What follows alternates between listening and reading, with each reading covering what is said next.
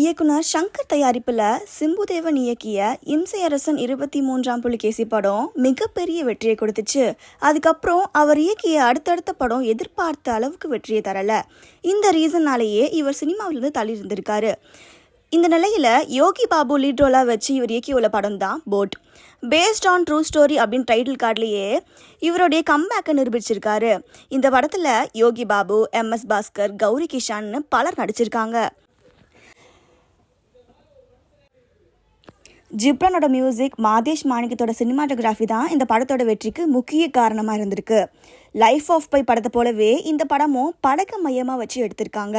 First half நல்ல விறுவிறுப்பாக இருந்தாலும் செகண்ட் ஹாஃபில் கொஞ்சம் லேக் இருந்திருக்கு. லைஃப் ஆஃப் பை படத்தை போலவே இந்த படமும் படக்க மையமாக வச்சு தான் எடுத்திருக்காங்க. ஃபர்ஸ்ட் ஹாஃப் நல்லா விறுவிறுப்பாக இருந்தாலும் செகண்ட் ஹாஃப் கொஞ்சம் லேக் இருக்குது. ஆனால் படம் முழுக்க நிறைய திருப்பங்கள், பரபரப்புன்னு படத்தை இன்னும் சுவாரஸ்யமாக ஆக்கியிருக்கு.